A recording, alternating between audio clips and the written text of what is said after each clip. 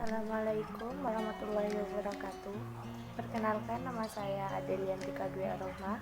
NIM saya 12300199030. Saya dari Prodi S1 Kebidanan di Universitas Nahdlatul Ulama Surabaya.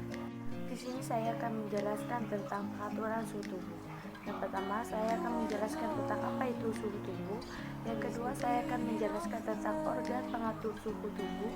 Yang ketiga, saya akan menjelaskan tentang penjalanan sinyal suhu tubuh. Yang keempat, tentang faktor yang mempengaruhi suhu tubuh. Yang kelima, saya akan menjelaskan tentang mekanisme kehilangan panas dalam tubuh. Yang pertama, saya akan menjelaskan tentang suhu tubuh. Suhu adalah keadaan panas atau dingin yang diukur menggunakan termometer.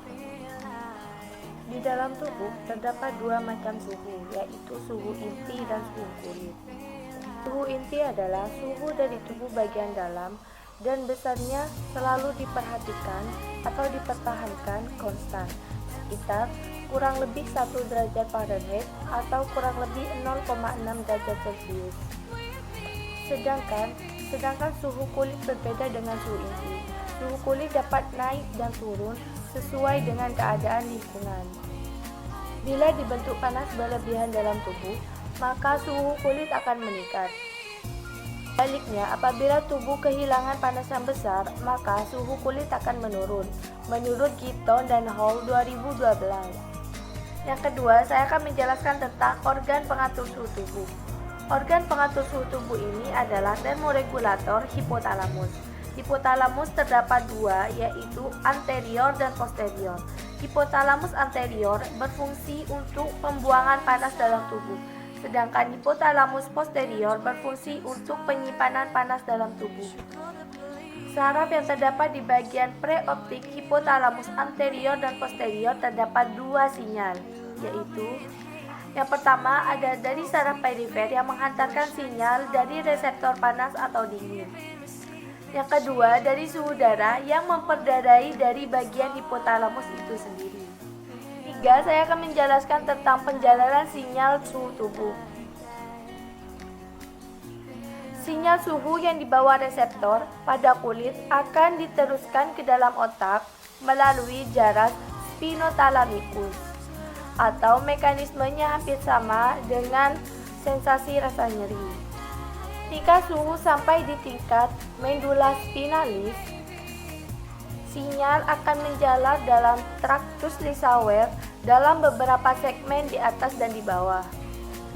Dan selanjutnya akan berakhir terutama pada lamina 1, 2, dan 3 radix dorsalis. Setelah mengalami percabangan satu atau lebih neuron dalam medula spinalis, sinyal suhu selanjutnya akan dijelarkan ke serabut thermal ascendens yang menyilang ke traktus sensorik anterolateral.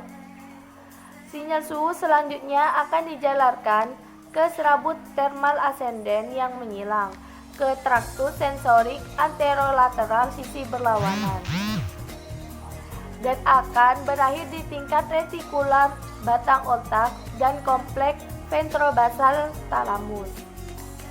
Beberapa sinyal suhu pada kompleks ini akan diteruskan ke korteks somatosensorik. Yang keempat, saya akan menjelaskan tentang faktor yang mempengaruhi suhu tubuh. Faktor yang mempengaruhi suhu tubuh yang pertama ada kecepatan metabolisme. Yang kedua, ada rangsangan saraf simpatis. Rangsangan saraf simpatis ini dapat menyebabkan kecepatan metabolisme menjadi 100% lebih cepat. Yang ketiga, ada hormon pertumbuhan. Hormon pertumbuhan dapat menyebabkan peningkatan kecepatan metabolisme sebesar 15-20%. Akibatnya, produksi panas dalam tubuh juga akan meningkat. Yang keempat ada hormon tiroid. Fungsi tiroksin adalah meningkatkan aktivitas hampir semua reaksi kimia dalam tubuh, sehingga peningkatan kadar tiroksin dapat mempengaruhi laju metabolisme 50-100 di atas normal. Yang kelima ada hormon kelamin. Hormon kelamin pada pria dapat meningkatkan kecepatan metabolisme basal kira-kira 10-25% kecepatan normal. Pada perempuan, fluktuasi suhu lebih bervariasi daripada laki-laki. Dikarenakan pengeluaran hormon progesteron pada masa ovulasi meningkatkan suhu tubuh sekitar 0,3 sampai 0,6 derajat Celcius di atas suhu basal. Demam atau peradangan. Proses peradangan dan demam dapat menyebabkan peningkatan metabolisme sebesar 120% untuk peningkatan suhu 10 derajat Celcius. Yang ketujuh ada status gizi.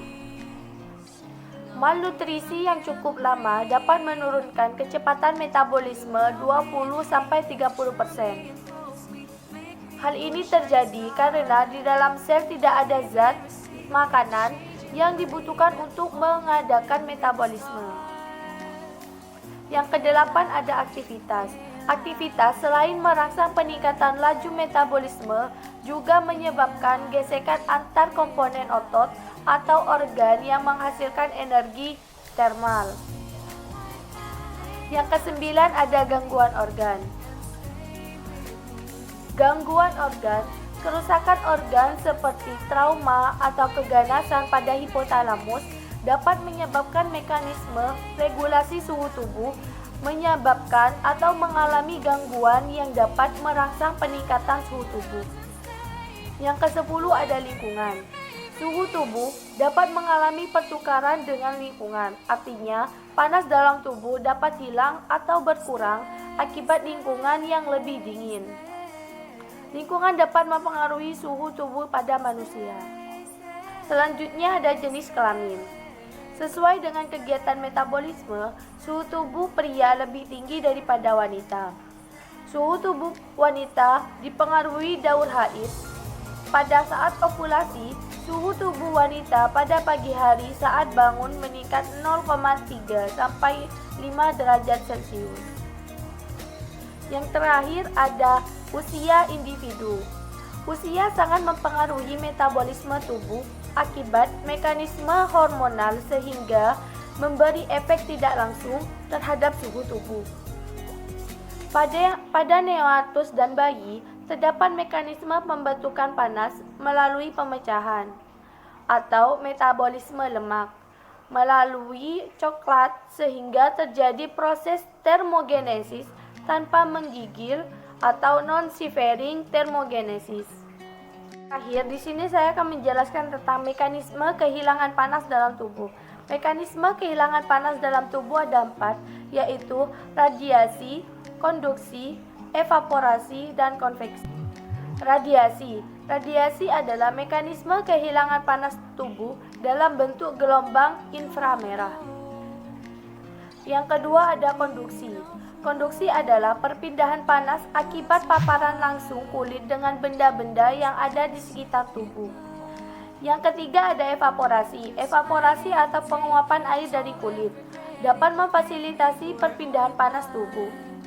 Pada kondisi individu tidak berkeringat, mekanisme evaporasi berlangsung sekitar 450 sampai 600 ml per hari.